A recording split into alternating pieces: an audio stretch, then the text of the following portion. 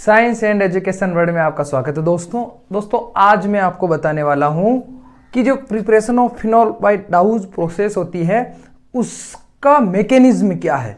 क्योंकि देखो रिएक्शंस तो हम सभी लिख लेते हैं, लेकिन हमें मालूम होना चाहिए कि वो किस मैकेनिज्म से हो रही है और उसका मैकेनिज्म क्या है। तो सबसे पहले हम ओवरऑल रिएक्शंस की बात करेंगे। किसकी बात करेंगे? ओवरऑल रिएक्शंस की मैं बात करूं तो जो डाउ प्रोसेस में क्या होता है कि जो क्लोरोबेंजीन होता है ना, क्या होता है? क्लोरोबेंजीन होता है। तो उसका क्या करते हैं हम उसको लगभग 623 kelvin temperature and 300 atmosphere pressure पर हम क्या करते हैं, जब हम उसका क्या करते हैं, रिडक्शन करते हैं या उसका हाइड्रोलाइसिस करते हैं। किसके द्वारा? NaOH, ठीक है, सोडियम हाइड्रोक्साइड के द्वारा। तो हमें क्या मिलता है? हमें मिलता है सोडियम फिनॉक्साइड। ठीक है, हमें क्या मिलता है भैया? सोडियम फिनॉक्साइड मिलता है। और जो सोडियम फिनॉक्साइड का जब हम एसिडिफिकेशन करते हैं HCl के द्वारा तो मुझे क्या मिलता है? मुझे मिलता है फिनॉल। ठीक है, तो ये थी हमारी ओवरऑल रिएक्शंस। अपने समझने के लिए कि भी अपन क्या पढ़ रहे हैं और नहीं भी मैं डायरेक्ट आपको बताऊंगा तो आपको समझ में नहीं आएगा। तो समझ गए आप? यानी कि मुझे क्लोरोबेंजीन से क्या मिल रहा है? मुझे फिनॉल मिल रहा है। क्या मिल रहा है मुझे? क्लोरोबेंजीन से मुझे फिनॉल मिल रहा है। ये क्लोरोबेंजीन से फिनॉल मिलना ही क्या है भैया? क्या है? फॉर्मेशन क्या है इसकी? क्लोरोबेंजीन के मतलब क्लोरोबेंजीन से फिनॉल की फॉर्मेशन ही डाउज प्रोसेस है। अब डाउज प्रोसेस यानी साइंटिस्ट थे, तो अब ये इसका फॉर्मेशन कैसे होता है? मतलब यार क्लोरीन से यहां पे OH ग्रुप कैसे आ गया? तो यही मतलब क्या है, अपनी मैकेनिज्म का मेन हिस्सा है, या इसलिए ही इसका मैकेनिज्म समझना जरूरी है, क्योंकि इसको देखते आपके दिमाग में ये क्वेश्चन जरूर आया होगा। तो चलो मैकेनिज्म पे चलते हैं। सबसे पहले मेरे पास क्या है समझो, मेरे पास है क्लोरोबेंजीन।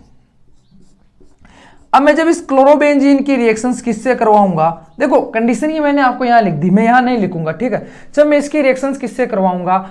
सोडियम हाइड्रोक्साइड से करवाऊंगा। तो सोडियम हाइड्रोक्साइड क्या है? एक बेस है। ठीक है, बेस है तो इसके पास क्या है? OH नेगेटिव ग्रुप है। और इधर जो मेरा क्लोरोबेंजीन है, सॉरी इधर जो क्या है, इधर जो मेरा ये क्लोरोबेंजीन है, इस पर क्या है? यहां पर भी तो एक एक हाइड्रोजन है। तो उन हाइड्रोजन में से क्या करेगा, मान लो यहां पे एक हाइड्रोजन है, ओके आप समझ लो। तो उस हाइड्रोजन को भाई ये एक एसिड है तो ये क्या करेगा, इसको अपने साथ बाहर निकाल लेगा। किसके रूप में? H2O के रूप में। जैसे ये इसको H2O के रूप में यहां बाहर निकाला, क्योंकि वो एक प्रोटॉन था, H पॉजिटिव था, तो क्या हुआ उसके बाहर निकालने से, ठीक है, जैसे उसने बाहर निकाला यहां नेगेटिव हो गया, क्योंकि भैया वहां से एक पॉजिटिव बाहर निकला।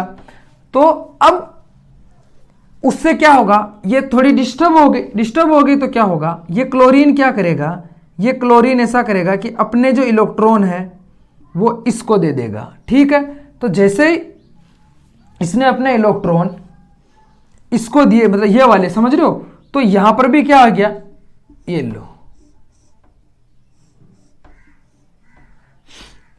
यहां पर भी एक इलेक्ट्रॉन आ गया और यहां पर भी ये इलेक्ट्रॉन, इन्होंने क्या किया, एक यहां पे बॉन्ड बना लिया। ठीक है, तो अब ये जो स्ट्रक्चर है ना भाई, ये स्ट्रक्चर कहलाती है, क्या कहलाती है? बेंजाइन। ठीक है, और इसको हम बोलते हैं बेंजाइन इंटरमीडिएट। अब यार बेंजाइन बनाया तो ये बेंजाइन स्टेबल नहीं, ये क्या है? अनस्टेबल है। अब यार आपके दिमाग में आ रहा होगा क्यों भैया अनस्टेबल क्यों है? देखो जहां पे ट्रिपल बॉन्ड होता है वहां के कार्बन क्या करते हैं, वहां के कार्बन बनाते हैं sp हाइब्रिडाइजेशन, और sp हाइब्रिडाइजेशन बनता है में जो बॉन्ड एंगल होता है कार्बन एंड कार्बन या कार्बन जो भी उनके बीच में, तो क्या होता है 180 डिग्री। अब अपने को पता है कि एक रिंग में 180 डिग्री बॉन्ड एंगल पॉसिबल नहीं है, बन भी गया तो उससे क्या हो जाएगा, स्ट्रेन बढ़ जाएगा, रिंग में तनाव बढ़ जाएगा, जिसकी वजह से ये अनस्टेबल हो जाएगा। अब इसको होना है स्टेबल। चलो, तो इसको स्टेबल होने के लिए क्या होगा, फिर से किसकी रिएक्शंस करवाएंगे हम यहां पे, एक मिनट, यहां बेंजाइन बनाना है ना, तो हम फिर से इसकी रिएक्शंस करवाएंगे, इस बेंजाइन की रिएक्शंस करवाएंगे किससे? NaOH से। NaOH का फिर जो OH नेगेटिव है वो अटैक करेगा यहां पे। ओके, उसने यहां पे अटैक कर लिया, ये लो, तो फिर से ये नेगेटिव फ्री हो गया। देखो समस्या वहीं के वहीं बनी हुई। अब उस नेगेटिव को खत्म करने के लिए क्या होगा, ये क्या करेगा, अपने बॉन्ड इसको दे देगा। जैसे इसने अपने बॉन्ड इसको दिए तो ये तो नेगेटिव हो जाएगा और ये H पॉजिटिव के रूप में फ्री हो जाएगा। तो ये H पॉजिटिव क्या है, वहां से फ्री होके ये कहां आ जाएगा, ये यहां आके यहां अटैच हो जाएगा। समझ गए आप कैसे अटैच हुआ।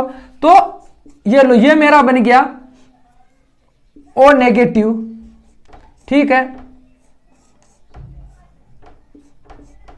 और ठीक, अब ये जैसे O नेगेटिव बना, यही रिएक्शंस में Na+ भी तो फ्री है, तो Na+ क्या होगा, यहां जाके अटैच हो जाएगा।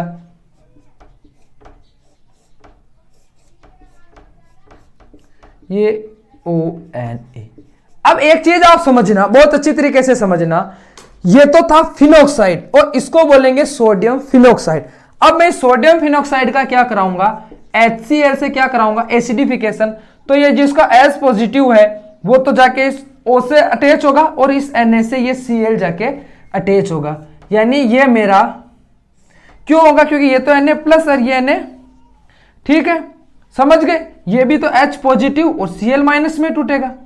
समझ गए, तो Cl- और पॉजिटिव, भाई यही तो होता है रिएक्शंस में, पॉजिटिव वाला माइनस के पास आता है, माइनस वाला पॉजिटिव के पास आता है। तो ये मेरा फिनोल, एक मिनट में लिख देता हूं फिर आपको समझा देता हूं, ठीक है। बन गया ये मेरा फिनोल और ये मेरा NaCl। समझ गए कैसे बना, ONA से इसका H तो O से अटैच हुआ, NaCl से अटैच हुआ। यहां पर क्या हुआ भैया, यहां पे फिर से डिस्टर्ब हो रहा था, इसलिए इस हाइड्रोजन ने क्या किया, और ये हाइड्रोजन यहां से क्यों निकलेगा, उसका रीजन भी ये है कि ये एक एसिडिक हाइड्रोजन। एसिडिक हाइड्रोजन क्यों है, क्योंकि ये जिस कंपाउंड से अटैच है वो कंपाउंड इलेक्ट्रोनेगेटिव है। तो इलेक्ट्रोनेगेटिव की वजह से ये क्या करेगा, अपने इलेक्ट्रॉन इसको देके ये यहां से H पॉजिटिव के रूप में बाहर निकलेगा, यहां मान लो। लेकिन क्योंकि यहां पर नेगेटिव तो ये यहां जाके अटैच हो जाएगा। अब यहां पर यार दिखाने की जरूरत तो नहीं है ना बार बार, आप इतने तो आप ही समझते हो। तो ये मेरे को फिनॉक्साइड मिल गया, और फिनॉक्साइड से क्योंकि यहां पर मैं जो सोडियम हाइड्रोक्साइड ले रहा हूं, इसका Na पॉजिटिव जो आयन है वो भी इसी रिएक्शंस में फ्री था, तो वो जाके इससे अटैच हो गया, तो ये कहलाया सोडियम फिनॉक्साइड। अब सोडियम फिनॉक्साइड की जब मैं एसिडिफिकेशन करवाऊंगा तो क्या होगा कि जो हमारा हाइड्रोजन क्लोराइड का H पॉजिटिव यहां से O नेगेटिव से जुड़ के फिनोल बना लेगा और ये NaCl के साथ जुड़ के NaCl बना लेगा। तो ये जो आपकी प्रिपरेशन थी किसकी थी, फिनोल की, किसके द्वारा, दाऊज प्रोसेस के द्वारा। ये प्रोसेस दाऊज प्रोसेस कहलाता है, ठीक है। और ये भी एक इंडस्ट्रियल मेथड है। इंडस्ट्रियल मेथड क्यों है भैया, क्योंकि यहां पर जो ये टेम्परेचर और ये जो एटमॉस्फेयर प्रेशर ले रहे हैं ये सिर्फ एक इंडस्ट्री में ही पॉसिबल है। उम्मीद करता हूं ये आपको दाऊज प्रोसेस मैकेनिज्म अच्छा लगा होगा। अच्छा लगे तो सब्सक्राइब कर दें, शेयर कर दें, कुछ समझ में नहीं आए तो कमेंट करके जरूर पूछे। इसी के साथ धन्यवाद।